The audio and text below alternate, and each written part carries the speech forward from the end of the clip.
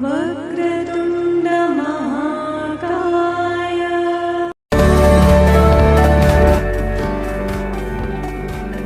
Hello friends, welcome to our channel. ఈ కథ ఏమిటో చూద్దామా.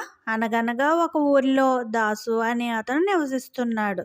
అతను బ్రతకడానికి కావలసిన ధనం సంపాదించడానికి ప్రతిరోజు అడవి దాటి వెళ్ళాలి. ఒకరోజు దారి తప్పి అడవంతా తిరుగుతున్నాడు. ఇంతలో ఒక పెద్ద పులి అతను చూసి ఆహా, మంచి ఆహారం దొరికింది అనుకుని దాసు వెంట పడుతుంది. దాసు, అయ్యి బాబోయ్, ఇంకేముంది, ఈ రోజుతో నా కథ ముగిసింది, అయినా ప్రాణాలు కాపాడుకునే ప్రయత్నం చేద్దాం అని పరుగులు పెడుతున్నాడు. పులి చాలా కసిగా వెంటాడుతుంది. దారిలో ఒక బావి, దాని నిండా ఆకులు తీగలతో కప్పుకొని ఉంది. వెళ్ళి దాసు బావిలో పడతాడు. అందులో ఒక తీగ అతని కాలికి చుట్టుకొని తలక్రిందులుగా వేలాడతాడు. ఆ తాకిడికి అక్కడే ఉన్న తేనెటీగలు చెదిరి గోలగోల చేస్తూ అతని చుట్టూ తిరిగి కుడుతున్నాయి. ఇంతలో పుట్టలోని పాము చాలా రోజులుగా ఒక్క మనిషి అయినా దొరికితే కాటు వేయాలని బావిలో అతని తలక్రిందులుగా చేరి బుసలు కొడుతూ చూస్తుంది. పైన బావి చుట్టూ పులి గాండ్రిస్తూ తిరుగుతూ ఉంది. ఇక దాసు, ఇక్కడ నన్ను కాపాడేవారు ఎవరుంటారు, ఈరోజు దేనికైనా బలి అవ్వక తప్పదు అనుకుంటూ, నేను బ్రతకడానికి అవకాశమే లేదు, చావడం నయం అంటూ భయంతో అరుస్తూ ఏడుస్తున్న సమయంలో అతని నోట్లో పైనుండి తేనె పడుతుంది. దాని మాధుర్యానికి మైమరిచి ఎలాగైనా ఆ తేనె పట్టును సంపాదించాలన్న ఆతృతతో అతని చుట్టూ ఉన్న పరిస్థితిని ఒక్క క్షణం మర్చిపోతాడు.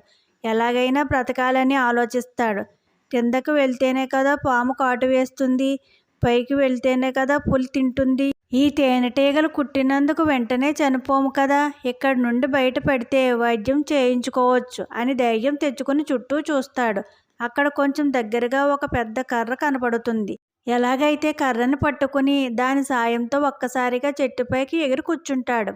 అతని చేతిలో ఉన్న కర్రని కొంచెం సూదిగా బల్లెంలా చేసి పులి మీదకి వేస్తాడు. అది పులికి గుచ్చుకొని బాధతో విలవిల్లాడుతూ బావిలో పడిపోతుంది. పాము పులి కింద పడి పచ్చడైపోతుంది. ఇక తేనెటీగలు అతని దగ్గర ఉన్న అగ్గిపెట్టిని తీసి వెలిగించి క్రిందకి వేస్తాడు.